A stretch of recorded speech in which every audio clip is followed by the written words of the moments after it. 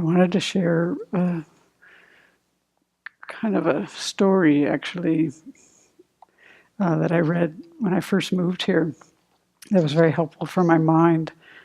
I learned mostly what I did was I read these letters from this one inmate that were on our website. And the very last paragraph of the whole story was what always stuck with me. But I think in order for you to really get the impact of this, I want to take the beginning of one of his stories and then tell a whole one of his other stories, just so you get a sense of this person's life and how he came to this amazing transformation of his mind. So the first, I'm just going to share the beginning of this story called Shame by J.H. And he says, being neither articulate nor particularly skilled, I begin this article begging your indulgence. I'm not a formally trained Buddhist. I'm not a teacher. In fact, the only wisdom I can share is that which I have gained through living this life. Therefore, if my opening story, which is graphic and scatological, isn't what you expect to find in an authentic Buddhist publication, bear with me, for this is a story about shame, an intimate friend of mine. And I guess this was published, and we got permission to put it on our website. It was published in 2006. Shame and I first became acquainted when I was nearly 5 years old. Our meeting wasn't some chance encounter while mingling with mutual friends. Typical of the beginning of so many relationships, Shame and I were destined for a far greater momentous introduction. I lived with my father and stepmother at that time. Dr. H, as my father came to be known by nearly everyone, claimed me as his pride and joy. Stepmother Chris had an entirely different opinion of me, though. It is therefore not surprising to learn that Chris introduced me to my new best friend. I remember the day well. It was the day I made the awful mistake of letting Chris find me alone in the bathroom. Now, there are many things 5-year-olds don't know.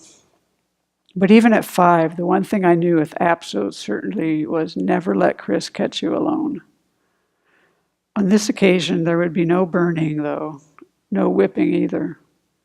This time there was only Chris and I, and the excrement still floating in the toilet on which I was seated. I don't recall the wrong I was punished for that day. Like much of my childhood, it's lost in the murky blackness of memories mercifully forgotten. I do recall the carpet that bit my knees as I crouched on it, though. I remember the ugly floral patterns that mocked me from the wallpaper. I recall the tiny shower stall that couldn't ever begin to wash away the feeling of dirty I would soon know. I recall peering through the tears that veiled my eyes as I followed the horrible orders she shouted at me. My shame, though, wasn't complete yet. 30 minutes later, my family was driving down the highway in my father's fancy Cadillac. My sister began to look for that smell. I cowered as she asked, who stepped in dog poop? I cried when she discovered the remnants of fecal matter still caught between my teeth. That's when Shame and I were married. That's when Shame and I became man and wife. Shame stuck by my side through thick and thin. I thought she would be with me until death do us part. During the years of alcohol and stealing, Shame was always there with me. During the summer of sexual assaults, Shame was always there with me. Drug use didn't separate us, nor rehab at 12, nor dealing at 15, nor prison at 16. Nothing that I did to rid myself of shame, nothing that I tried would separate us. Nothing that is until I discovered the Dharma. Shame was the source of my greatest suffering. Shame destroyed my life. So then he goes on in this article and talks, it's quite good, but I want to move to what I remember from him that I've always carried with me, which is at the bottom, at the end of this story. So this man also wrote a story about a year later, less than a year later, called The Pajama Room. I recall the day that religion died for me. It was the day spirituality was born. I was 12 years old at the time, standing in the pajama room, contemplating life. The pajama room is what my sister called the disciplinary room at the rehab center. It got its name from the paper hospital clothes, complete with matching blue booties, that they made you wear in the pajama room.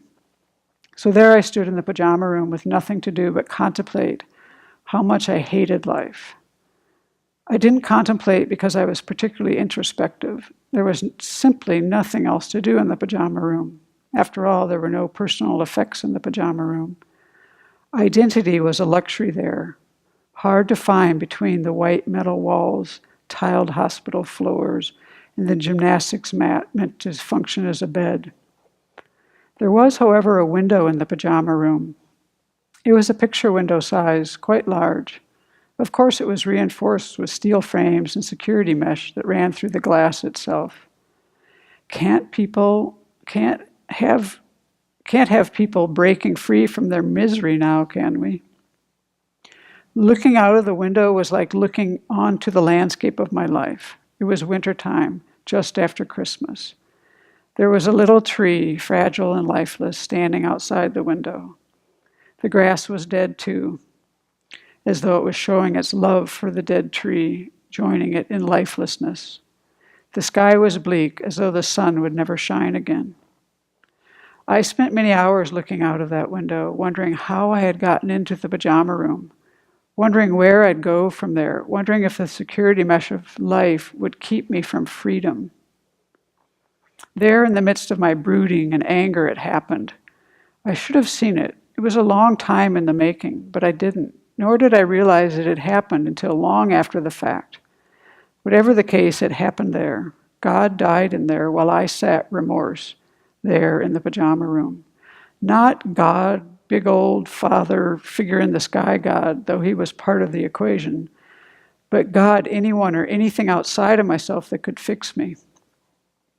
Sitting in the pajama room, contemplating life, I had finally come to accept what everyone had been telling me for so long. I was broken. Not just a kid who acted bad now and again. I was completely broken. I was worthless. I guess I had thought about it long before the pajama room. I just hadn't accepted it. Up until that day, I had always thought that someone would save me from myself. I had always hoped that there would be some great, merciful angel that would come into my life and make everything better. There, then, I stopped believing. I stopped believing in angels and demons, gods and goddesses. I stopped believing in any supernatural being that was going to bring me to salvation. Don't get me wrong, it was not that I stopped believing in the existence of such things. I had quite a long history of churchification and occultism and everything else in between, which ensured that I would not let go of belief so easily. I had pled to every kind of being I had read about in my short 12 years of life. Please, please stop the suffering that is my life. There in the pajama room, I finally came to accept it, though. Finally came to accept the fact that if such a being existed, it just didn't care. God was no savior, no matter what form he or she took. I smile now, recalling the irony of my act, my eulogy to God, if you will. When I got out of the pajama room, I returned to my room for privacy. Standing there in the bathroom, clutching the disposable razor I'd convinced the orderly I needed for my 3 chin hairs, I pried the blade free of its plastic encasement. Laying it next to the ink pen I had placed on the sink, I removed my shirt and stared down at my hairless chest. Without much thought as to why or even the significance of the symbol, I picked up the razor and began to carve, of all things, a sign of David into my chest. The cuts weren't very deep. It was a disposable razor, after all. They were deep enough, though, to bring a red, bright, bleeding star to my chest. Setting the blade down, I picked up the ink pen. I didn't know at the time that there was a difference between tattoo ink and disposable pen ink. I pried off the top of the pen and began smearing ink into my wound. I wanted this star to remain there on my chest as a reminder to the world that, yes, I was broken. Never again would I forget that all hope was lost. In my 12-year-old mind, this act said all that. Well, I didn't accomplish my goal. The star only lasted for a week or so. But I believe the star saved my life. Had I not found the inner strength to make that mark of defiance, I might have given in to the overwhelming sadness and ended it all. After all, I wanted to die back then, and I spent many hours trying to figure out how to do it painlessly. My mark, my stand against the suffering of life, somehow kept me going. What's more interesting to me now in retrospect is what was born in me that day. As with all birth, it began with blood and ended with tears. Guess you can say I had a long delivery, though, as the blood came when I was 12 and the tears when I was 20. When I was 20, I was sitting in a prison cell, finally convinced of what I had first started to believe all those years ago. Now, not only was everyone telling me I was broken, there in my prison cell, in administrative segregation, solitary confinement, for disciplinary reasons no less, I had proved them all correct. I was broken. There was no one to fix me and there was no hope. So why did I start this discussion by saying that the day religion died in me, spirituality was born? Religion is a process of looking to the world outside of yourself for assistance. Religion is looking for the world around to fix you. I gave up on that at the young age of 12 in the pajama room. I gave up on the idea that the world would ever fix me. That was the death of religion for me. At that time, I didn't think I could be fixed, so I can't say that spirituality was fully formed in me, but the process was begun, the seed was planted. On the day I first considered the 4 Arya truths, the 4 Noble Truths, there in the administrative segregation cell, the pajama room, which was my current residence, on that day I figured out I could be fixed. I could fix myself. That's when spirituality was born in me. It might be fair to say that that sounds egotistical. It might be fair to say, seeing you don't know me and don't know in my mind I'm still broken. In my world, my mind, there are more things wrong than right. And I made it that way. So not knowing these things, it would seem fair to cry foul. I am, in fact, a long way from fixed. I have a mountain of shame, which every now and then grows oppressively high. And just in case I ever forget broken, just in case I might start to think I'm all right, I just have to look around, to look at where I live. And I remember how I got here. I can never take that back. It will never go away. I have to say he was incarcerated before he was of legal age, and he's in for life. So when I say that I am the only one who can fix me, it's not some grandiose idea of how well suited I am to the task. Lord knows if this were an interview to decide who is the most suited to the job, I would be the last one to hire me to fix me. Unfortunately, there is no one else who will do it, as I have learned, and no one else who can do it. Which brings me to the point. It is often the case that we, as American Buddhists, come to Buddhism not as Buddhists, but as apostate Christians, Muslims, Jews, etc. We come to Buddhism saying, all right, no Father, Son, Holy Ghost business. But what we really mean is, I like that God, Buddha God fellow. What we mean is, well, I wanted to be fixed by one of the other guys, but they didn't seem up to the job when it was offered, so now I'm going to try the new guy on the block. Maybe he can do it. As a man with a mountain of problems, I can tell you that this new guy, the Buddha, can't fix your problems any better than the others. So if this is all true, if I really am still broken and the Buddha can't fix me, why do I have such faith? Why do I trust in the words and teachings of a being I know can't do the one thing I want anyone in this world or some other to do for me? Why do I trust a being who can't fix me, can't make me whole? The answer is simple. The Blessed One didn't say, come here and let me fix you. The Blessed One didn't say, trust in me and I will heal you. He didn't even say, pray to the sky and all will be well. What the Blessed One did say was, the way is not in the sky. The way is in your heart. What he did say was, do not accept my words out of respect. The Blessed One said, Tathagas teach in the world. What he said, and I am paraphrasing here, is, hey, get off your butt and fix yourself because no one else can do it for you. So I may be broken, I may have a lot of baggage, and I may spend the rest of my life in this prison.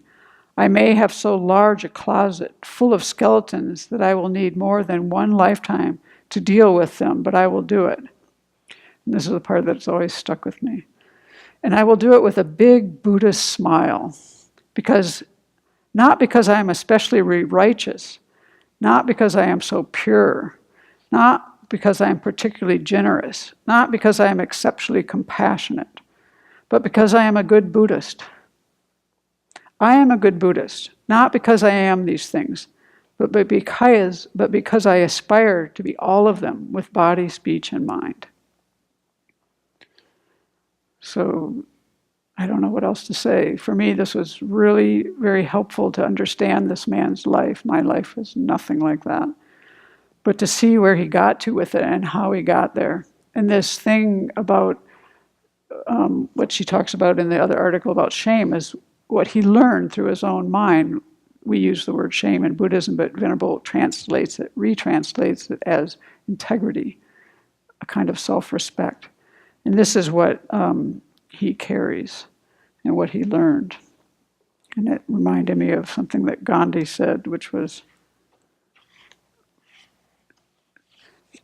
talking about his life and his work. He said, my work will be finished if I succeed in carrying conviction to the human family that every man or woman, however weak in body, is the guardian of his or her self-respect and liberty. So this is what, a way he's summing up his work. This is what I learned from this inmate, one of many things I've learned from inmates.